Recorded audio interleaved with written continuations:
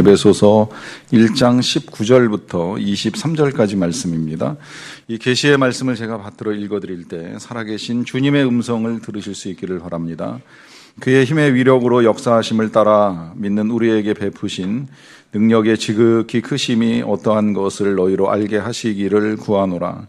그의 능력이 그리스도 안에서 역사하사 죽은 자들 가운데서 다시 살리시고 하늘에서 자기의 오른편에 앉히사 모든 통치와 권세와 능력과 주권과 이 세상뿐 아니라 오는 세상에 일컫는 모든 이름 위에 뛰어나게 하시고 또 만물을 그의 발 아래에 복종하게 하시고 그를 만물 위에 교회의 머리로 삼으셨느니라. 교회는 그의 몸이니 만물 안에서 만물을 충만하게 하시는 이의 충만함이니라. 아멘. 얼마 전에 우리나라에서 어린아이들 그 영어 조기교육 실시 여부를 놓고 잠시 논란이 있었던 것으로 알고 있습니다. 사교육이 과열되다 보니까 나라에서 아이들 영어 교육 일찍 시키는 것을 금지하려는 법을 제정하려다가 부모님들의 강한 반발에 부딪힌 것으로 알고 있는데요. 이 아이들에게 어려서부터 좋은 능력을 키워주고 싶어하는 부모님들의 마음을 나라가 미처 헤아리지 못한 것이 아닌가 하는 그런 생각을 하게 됩니다. 이 자녀를 길러본 부모들은 저도 그렇지만 다 마음은 똑같습니다. 우리 아이들에게 좋은 능력 키워주고 싶어하고 기왕에 그것이 어려서 일찍 할 수 있는 것이 유익하다고 하면 누구라도 다 하고 싶어한다는 생각을 합니다. 그런데 기왕 얘기가 나왔으니까 아이들 어려서 정말 좋은 능력 키워주고 싶으시면 지지난주에 우리 교회 다녀가셨던 이상 목사님 말씀 다시 한번 들어보시거나 또 새겨보시면 좋을 것 같아요. 그분이 그런 고백하시잖아요. 어렸을 때 7살 때 성경 2번 통독하셨다 그러잖아요. 저는 그분이 가지고 계신 능력이 정말 탁월한데 이렇게 한번 보면 이 모든 걸 다 기억해버리는 이 포토그래픽 메모리라고 해서 이렇게 예배 드릴 때 한 번에 성도들 딱 보면 얼굴에 박혀있는 점까지 다 기억하실 만큼의 그 철저한 기억력이 어려서 훈련된 그 성경과 관련된 능력 때문이라고 저는 그렇게 믿어요. 왜냐하면 실제로 성경을 통해서 우리가 하나님께로부터 공급받을 수 있는 능력 되게 많거든요. 특히 이 2부 예배 때 아이를 키우는 부모님들 많으시기 때문에 짧은 시간에 간단하게만 말씀드리자면 아이들한테 읽는 능력 키워주고 싶으시면 어려서 성경 읽히세요. 요새 아이들 특히 스마트폰 때문에 갈수록 읽기 능력이 떨어진다는 걱정들을 나라에서도 되게 많이 하는데 성경을 읽어주시고 성경을 읽도록 도와주세요. 이 개역개정판 아니어도 상관없어요. 시중에 아이들 읽을 만한 내용으로 번역된 그림 예쁜 성경도 많으니까 어려서 자꾸 읽어주면 아이들의 독서력이 증진됩니다. 그냥 되는 것이 아니라 읽는 훈련 시키셔야 되는데 성경 이야기 재밌고 읽어주면 영도 능력을 얻게 되고 이 정신도 능력을 얻게 되는 아주 일거양득의 은혜가 있습니다. 공부는 암기력 되게 중요한데 성경 외우게 하세요. 저는 아이들에게 통독을 어려서 제대로 시키지는 못했는데 암송은 좀 시켰어요. 아침마다 성경 한 구절 암송하지 않으면 식사 못하는 이제 그런 것에 따라 우리 아이들이 꼭 식사 전에 잠언 한 절씩 외우면서 식사를 했는데 어쨌든 그게 지금 우리 아이들의 기억력을 증진시키지 않았나 이제 이런 생각도 하고요. 또 조금 더 나아가서 요새 이제 핫 이슈인 이제 논술 능력 키우려면 묵상 시키셔야 돼요. 자꾸 성경 읽고 생각하고 글 쓰는 훈련. 여기서 묵상 훈련 다 되는 거예요. 어려서부터 하면 글쓰기 훈련되고 논리 훈련돼서 이제 그걸로 굳이 논술 공부 안 해도 이 논술 하는 거 크게 어렵지 않습니다. 제가 여기까지만 알았었는데 이제 최근에 또 알게 된 건 묵상을 하고서만 그치는 것이 아니라 이제 나누면 좋습니다. 이제 물론 나누는 걸 저도 중요하게는 생각을 했는데 이게 사회생활에 어떤 영향을 미치는지는 몰랐어요. 그런데 이 묵상을 할 줄도 알고 나누는 게 익숙한 친구들의 장점이 뭐냐면 면접 보는데 이제 탁월한 실력을 발휘하는 거예요. 특히 동료들뿐만이 아니라 이렇게 이제 선후배들과 함께 묵상 나누는 훈련이 된 친구들은 회사에서 사실 요새는 그 서류나 필기보다 중요한 게 이제 면접하는 능력이잖아요. 근데 늘 사람을 만나고 이야기하고 대화하는 훈련이 잘 됐기 때문에 누굴 만나도 면접 잘 볼 수 있고 그 면접의 능력이 회사 취업하는데 굉장히 도움이 많이 된다 하는 이야기를 듣는 일이 있었습니다. 그야말로 하나님의 나라와 의를 먼저 구하면 모든 것을 더해 주시는 하나님의 일들이 이렇게 나타나는 거예요. 우리가 성경을 통해서 하나님을 알고 하나님의 말씀을 귀하게 여기고 그 말씀 따라 살아가려는 여러 가지 일들은 우리가 영적으로만 우리의 능력이 개발되는 것이 아니라 사회적으로도 우리를 탁월하게 만들어갈 수 있다는 거예요. 물론 우리가 그 사회적인 우월성 때문에 하나님의 말씀을 이용할 필요는 없지만, 그러나 그만큼 우리가 하나님을 알고자 하는 이 일은 하나님께서 우리에게 여러 가지 이제 유익을 더하여 주시는 일이 된다는 걸 말씀드리는 겁니다. 물론 그런 의도로 사도 바울은 우리에게 말씀하시지 않으셨지만, 우리가 지난주부터 보게 되는 사도 바울의 기도를 통하여서는 사도 바울이 이제 그와 같은 맥락에서 우리에게 계속 강조합니다. 힘써 하나님을 알아야 된다. 우리가 하나님을 알아야 된다. 하나님을 아는 것이 쉽지는 않지만, 그래서 지혜와 계시의 영을 주시기를 구하고 우리 마음의 눈이 밝아지기를 기도하지만, 하나님을 아는 건 우리에게 그만큼 중요하다는 거예요. 그 중요한 것이 왜 중요한가라고 하는 걸 우리가 지난주에 두 가지 이유를 배웠습니다. 첫째는 뭐예요? 우리에게 부르심의 소망이 있기 때문이에요. 이 부르심의 소망은 하나님께서 수많은 사람들 가운데 우리를 택하시고 불러주셔서 하나님의 백성이 되게 하시고, 그래서 하나님의 약속을 가지고 살아가는 하나님의 사람들이 되게 하신다라고 하는 것이고요. 그 다음에 그 두 번째로는 그 기업의 영광의 풍성함이라고 말씀을 하시는데, 이것은 장차 하나님께서 우리에게 허락하실 그 모든 것들이 얼마나 영광스러운지, 그 영광스러움이 얼마나 풍성한지에 대해서 알기를 원한다라고 하는 이제 소망을 기도를 통해 우리에게 알려주셨습니다. 이제 여기 더하여서 이제 오늘 세 번째, 우리가 하나님을 아는 것과 더불어서 알게 되는 또 하나의 것들을 이제 말씀하시는데, 그것은 한마디로 말하면 하나님의 능력을 알았으면 좋겠다는 거예요. 그 능력이 뭔지 19절 말씀 다시 한번 제가 읽어드리겠습니다. 그의 힘의 위력으로 역사하심을 따라 믿는 우리에게 베푸신 능력의 지극히 크심이 어떠한 것을 너희로 알게 하시기를 구하노라 그래요. 여기 이 힘과 관련된 단어가 한 세 가지 정도 나와요. 힘이라는 단어도 나오지만 뭐 위력 또 능력 그러는데, 이제 이게 믿는 우리들에게 베풀어 주신 하나님의 힘, 이게 위력도 될 수 있고 능력도 될 수 있고, 이제 이것이 귀한 것인데 이것을 좀 알았으면 좋겠다. 알기를 위해서 내가 하나님께 기도드린다. 이제 이렇게 알리시는 겁니다. 자, 그러면 하나님께서 하나님을 믿는 우리에게 베푸신 그 능력은 도대체 무엇일까요? 뭐 기본적으로는 우리가 이 세상을 살아가는 데 필요한 것들을 하나님이 주신 모든 게 다 능력이기는 해요. 뭐 우리가 호흡하는 건강으로부터 시작을 해서 일할 수 있는 능력, 공부할 수 있는 능력, 또 배울 수 있는 능력, 또 자녀를 키우는 능력, 뭐 등등 많은 능력이 하나님께로부터 우리에게 베풀어 주신 은혜들이라고 할 수 있겠는데, 특별히 그 능력들 가운데서 오늘 본문은 보다 그 중에 특별한 능력 한 가지를 제시합니다. 그 능력이 20절에 이렇게 표현되어 있어요. 그의 능력이 그리스도 안에서 역사하사 죽은 자들 가운데서 다시 살리신 것이다. 그러니까 하나님의 능력은 예수님 안에서 이제 확실하게 드러납니다.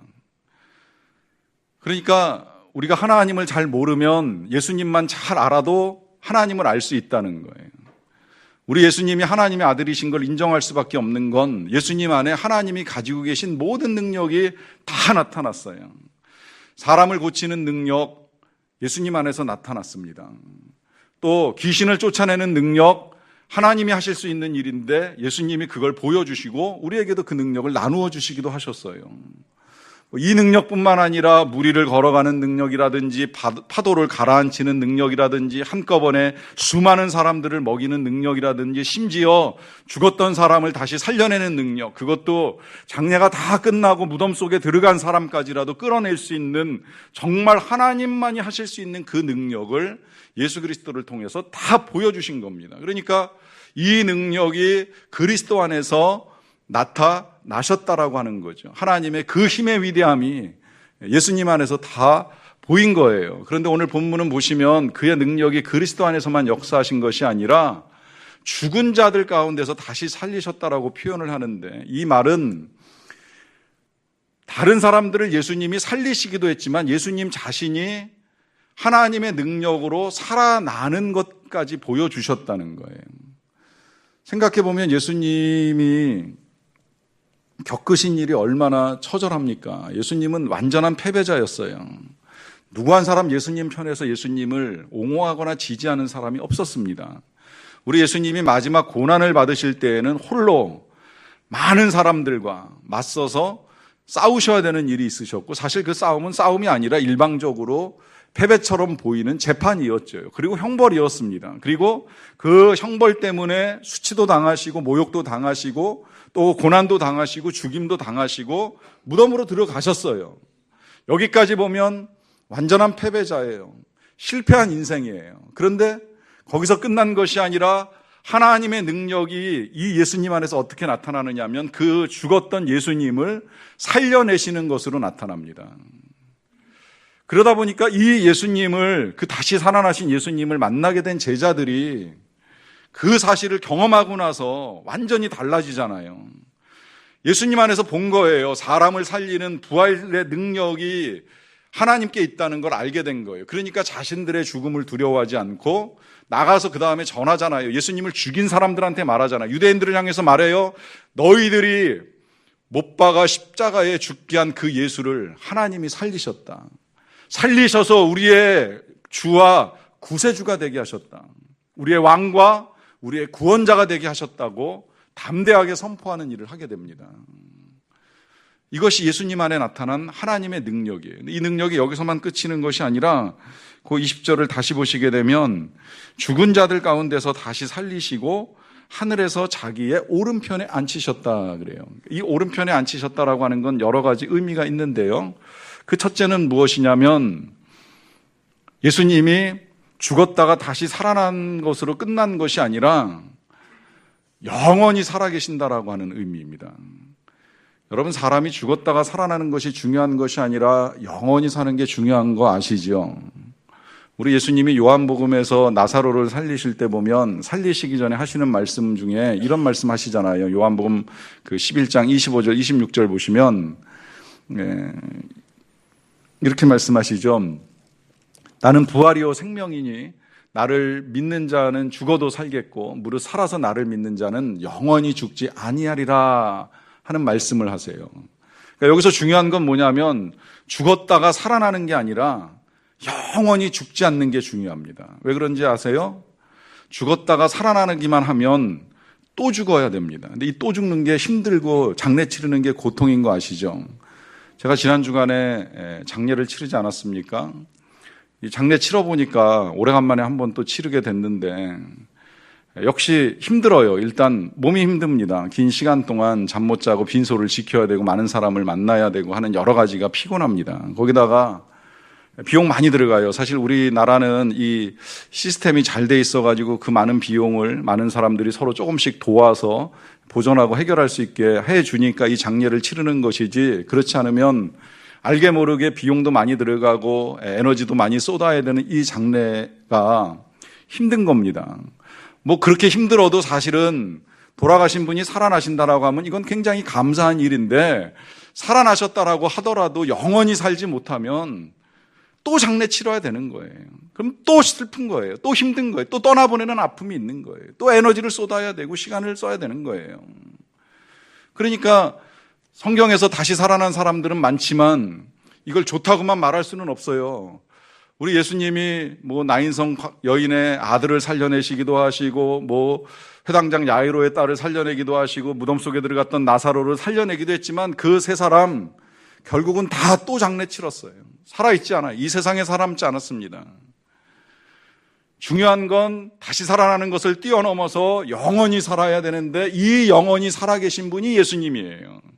다시 사신 이후에는 또 장례 치르지 아니하시고 하늘에 오르사 오늘 말씀대로 하나님의 오른편에 앉아서 영원히 살아계신다라고 하는 거예요. 이것을 하나님이 그리스도 안에서 나타내신 능력이에요.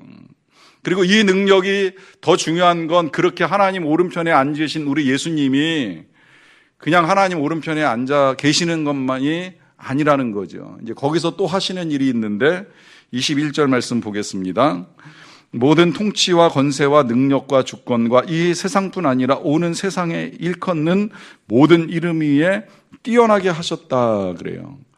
간단하게 요약하자면 예수님께서 이제 하늘 오른편에 앉으셔서 만물을 통치하시는 통치권을 가지시고 또 만물 중에 가장 뛰어나고 탁월하고 유명하고 널리 알려진 이름이 되셨다라고 하는 것입니다.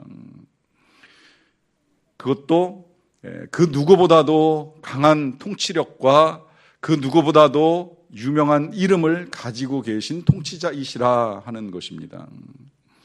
이 일에 있어서는 늘 우리가 지금까지 역사에 있었던 많은 통치자들을 비교합니다.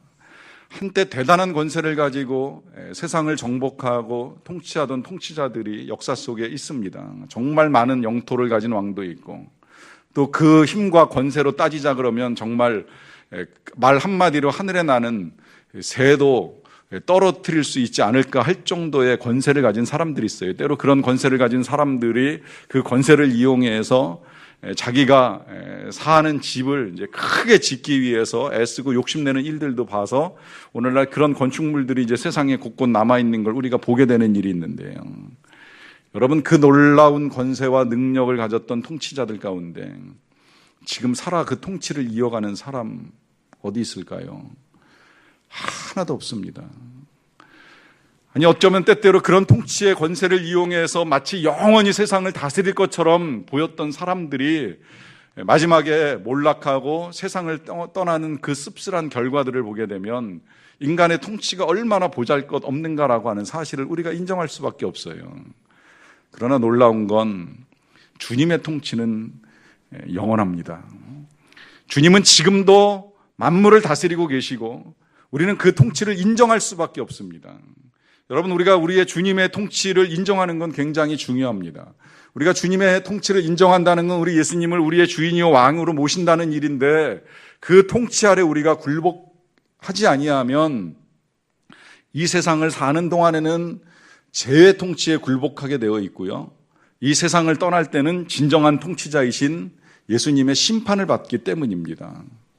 그래서 우리가 예수님의 통치를 인정하고 그 통치가 영원하다라고 하는 사실을 우리가 볼 수밖에 없다는 거예요. 그리고 그 이름의 탁월하심은 이루다 설명할 수 없는데 우리 예수님의 이름의 탁월하심이 드러나는 건 사실은 교회입니다. 교회를 통해서 우리 예수님이 살아계신 것도 드러나고 예수님이 통치하시는 것도 드러나고 예수님이 그 능력을 교회인 성도들을 통해서 나타내심으로 말미암아 그 이름이 높임을 받으세요. 그래서 지금도 이렇게 모든 주일이 되면 모든 교회에서 많은 사람들이 그의 이름을 부르면서 찬송과 영광을 올려드리는 그런 이름이 되게 하셨다라고 하는 거예요. 그 일에 있어서 22절은 이렇게 우리에게 가르쳐 줍니다. 또 만물을 그의 발 아래에 복종하게 하시고 그를 만물 위의 교회의 머리로 삼으셨느니라 그래요. 만물이 그의 발 아래에 복종한다라고 하는 이 통치권이 여기서 한 번 더 확인이 되고요. 그 통치를 위해서 우리 예수님이 교회의 머리신데 교회는 만물 위에 존재하는 예수님의 통치의 대리자라는 거예요. 이걸 지금 우리가 알기 쉽게 이제 설명한다면 저는 이렇게 표현하고 싶은데 예수님이 왕이시잖아요. 통치자이십니다. 만물을 통치한다고 오늘 성경이 분명히 말씀합니다. 근데 이 통치자는 절대 혼자 나라를 다스리는 사람은 없습니다. 어떤 절대 권력자도 반드시 주변에 그 통치자를 도와주는 사람이 있기 때문에 통치가 가능한 일이지 절대 혼자서는 통치를 할 수가 없어요. 그러니까 이 주변에서 이제 도와주는 사람이 중요한 것인데 우리 예수님이 통치자라고 하는 이 성경의 표현대로 사용을 한다면 그 예수님이 통치를 위해서 강요로 세우신 사람들이 바로 저와 여러분들 바로 교회라는 거예요. 우리 모두라는 거예요. 우리 모두가 주님의 내각입니다. 주님과 함께 이 만물의 통치를 이루어가는 사람들입니다. 물론 그 능력이 우리 안에 탁월하신 분도 계시고 좀 부족한 분도 계시고 또 정말 지혜로운 통치자도 있고 지혜롭지 못한 조력자도 있지만 그러나 하나님은 언제나 모든 교회의 성도들을 예수님의 내각으로 삼으셔서 강요된 우리들과 함께 이 만물의 통치들을 이루어 가신다는 거예요. 그러니까 이 교회를 일컬어서 만물은 그의 몸이니 만물을 충만케 하시는 자의 충만이라고 표현을 하는 겁니다. 그러니까 이걸 바꿔서 이야기하면 교회는 그의 몸에 붙어 있는 지체로 활동하는 몸의 일부분이라고 표현도 할 수 있는 것이고, 왕 대신 예수님의 통치자로서 강요의 사명을 감당하는 존재들이다, 이제 이렇게 설명할 수도 있는 것입니다. 들으면 이게 실제로 어떻게 드러나는지 실감하고 이해하시는 것이 쉽지는 않은데요. 감사하게도 저는 이제 지난 주간에 제 장인어른 장례를 치르면서 오늘 본문 말씀에 있는 이 모든 내용들을 경험적으로 이제 이해할 수 있는 시간이 되었어요. 제가 지난주에 우리가 하나님을 아는 것이 중요해서 지혜와 계시의 영을 받아 하나님을 알고 마음의 눈이 밝아져서 여러 가지 것들을 알아야 되는데, 이 안다는 것이 사실은 지식으로 아는 거 중요하지 않다는 말씀 드렸잖아요. 사실 지식으로 아는 건 귀신도 알고 있습니다. 심지어 귀신도 알고 하나님을 두려워해서 떱니다. 그러나 하나님의 통치 아래 들어오진 않습니다. 하나님의 통치를 거부하기 위해서, 또 거부하는 사람들을 만들어내기 위해서 여전히 사단은 하나님을 대적하고 있습니다. 하나님을 거부합니다. 그러니까 중요한 건 이 하나님의 통치를 우리가 아는 거, 이해하는 게 중요한 게 아니라 경험하는 것이 중요한데, 감사하게도 제 경험 조금 나누어 드리면 이렇습니다. 제 장인어른은 원래 불신자이셨어요. 지독한 불신자입니다. 사실 결혼하고 제가 전도를 잘 해드렸어야 되는데 전도를 잘 못해서 그 부분이 좀 제가 부끄럽지만 정말 예수 믿기를 싫어하셨어요. 장모님은 교회를 다니셨는데 장인어른은 교회를 안 다니실 뿐만 아니라 교회 다니는 걸 굉장히 싫어하셨어요. 그러던 분이 이제 제가 신학 공부 마치고 목사 안수를 받을 때도 저한테 직접 그렇게 말씀하셨어요. 자네가 목사 되는 걸 말리고 싶진 않지만 나보고 교회를 다니자고 예수 믿자고 하지는 말게나. 나는 교회 다닐 생각이 조금도 없다. 이렇게 말씀하시던 분이십니다. 그런 분이 이제 어느 날 교회에 발걸음을 내디디시고 믿음을 갖기 시작을 하신 거예요. 그리고 2014년에 이 강단에서 세례를 받으시고 사람이 변화되셨어요. 그 변화된 모습 가운데에 하나님께 감사하는 고백을 그 입술로 하실 때마다 실은 제가 많이 놀랍니다. 그리고 저뿐만 아니라 우리 가족들이 놀래지요. 감사뿐만이 아니라 잘못한 게 많다고 회개하시고 용서를 구하시는 일들도 놀라웠었고요. 그 이외에도 마지막까지 분명히 천국의 소망을 가지고 이제 내가 나의 본향으로 돌아가신다라고 하는 고백하시는 거 들으면서, 이게 진짜 하나님의 능력이구나, 이게 하나님의 위력이구나, 전혀 변할 것 같지 않던 한 사람을 결국에는 변화시키셔서 하나님의 통치 아래 들어오게 하시고 하나님의 통치를 인정하게 만드시는 이 하나님의 통치를 감히 누가 이길 수 있겠는가. 저는 조문하러 오신 목사님들과 대화 나눌 때 그런 고백을 제가 했어요. 정말 세상에 하나님을 이길 자가 없습니다. 누가 하나님을 이기겠습니까? 저는 이런 한 영혼의 변화 가운데 나타난 그 하나님의 위력, 하나님의 능력도 참 감사하지만 이제 그 변화를 이루어가는 과정 중에 제 주변에서 교회로서 이 왕 대신 하나님의 강요로서 일했던 이제 사람들을 보는 은혜가 더 있었는데요. 1차적으로는 이제 저희 가족들입니다. 저는 부족한데 이 가족들이 대단하다고 제가 감히 말씀드리는 건 뭐냐면, 이 한 영혼 구원을 위해서는요, 온갖 에너지를 쏟는 거예요. 그러니까 이 한 분이 예수만 믿는다면, 교회만 오실 수 있다면 해드릴 수 있는 걸 다 해요. 일단 원하시는 소원은 다 들어드렸어요. 하시고 싶으신 거, 갖고 싶으신 거 다 해드리면서 한 가지 약속만 하는 거죠. 교회 오세요. 예수 믿으세요. 그래서 교회로 발걸음을 하실 때에도 또 절대 우리 장모님 다니시는 교회는 안 나가시겠다고 하시면서, 난 그럼 사위 다니는 교회 갈 거야 하시기에 온 가족들이 그 한 분 모시고 우리 교회 오시는 거예요. 제가 전에 소망교회 섬길 때는 이제 거기 온 가족들이 다 가서 예배 같이 드려주시고, 또 이제 여기 와서 판교 소망교회 할 때는 온 가족들이, 올 수 있는 분들은 다 와서 같이 예배를 드리는 거예요. 근데 사실 그럴 수 있는 건 아니에요. 왜냐하면 그 가족들이 원래 그 교회를 섬기는 권사, 안수집사, 뭐 이런 분들, 집사 이런 분들인데 본교회 섬겨야죠. 근데 한 분을 위해서 다 일로 오시는 거예요. 그 형제들 중에는 심지어 성당 다니는 분도 계시지만 지금 아버지를 예수 믿게 하기 위해서는 일단 성당 가는 거 포기하고 교회까지 같이 와서 예배 드리는 일에 우선을 두는 거예요. 이런 주님의 손과 발이 되어서 애쓰는 분들 때문에 이제 한 영혼이 교회의 발걸음을 내디디시면서 어느 때가 이르러서 세례도 받고 하시는 변화가 이루어지는 거죠.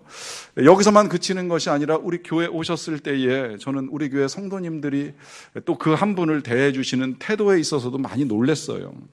우리 어르신들은 늘 같이 식사해 주시고 커피 마셔 주시고 대화하시고 하시면서 교제해 주시니까 저희 장인어른이 그게 이제 너무 좋고 기뻐서 늘 주일날 기다리고 교회 가고 싶어 하시고 예배 드리는 거 좋아하시고 사람 만나는 거 좋아하시는 이런 변화들 뿐만 아니라 우리 모든 성도님들이 있는 모습 그대로 받아주시고 사랑해 주시는 이 모든 것들 이제 너무 감사하다 보니까 저희 장인어른께서도 교회 올 때마다 너무 행복해 하셨고 어떻게든 몸만 추스리시면 교회 또 가고 싶어 하시는 모습을 보여줄 때 이 일은 어느 한 사람의 일로 이루어진 것이 아니라 교회된 우리 모두가 주님의 몸으로서 주님 통치의 강요들로서 함께 힘쓰고 수고한 모든 일의 결과다라고 하는 것을 보는 은혜가 있었습니다.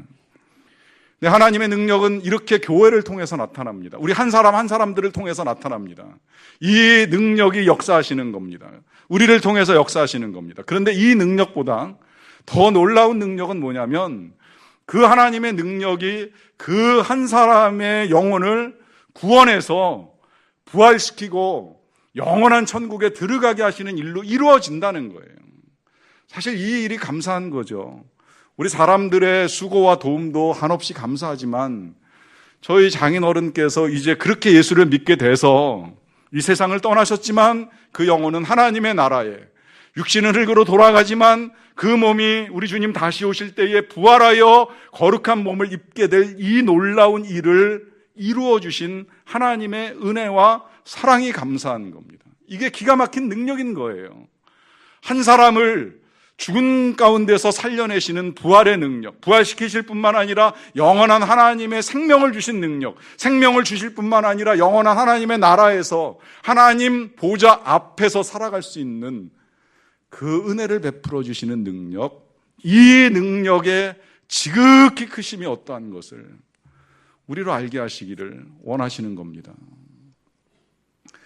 저는 이 모든 일들을 이번 장례 가운데 몸으로 경험하고 확인을 하면서 굉장히 감사하게 장례를 잘 마쳤는데, 장례를 마치고 이제 장례 중에 준비했던 설교를 어제 장례 끝나고 나서 마무리하고 점검하다가 저녁에 기도하는 가운데 하나님께서 한 가지를 또 알게 해주셨어요. 처음엔 그런 질문이 생겼습니다. 우리는 무슨 자격으로 이 부활의 능력을 경험할까? 우리가 뭘 해서 이렇게 하나님이 주시는 영원한 생명을 누릴까? 아니, 생각해보면 우리 같은 죄인이 부활하여 영생한다는 게 과연 옳은 일이고 좋은 일일까?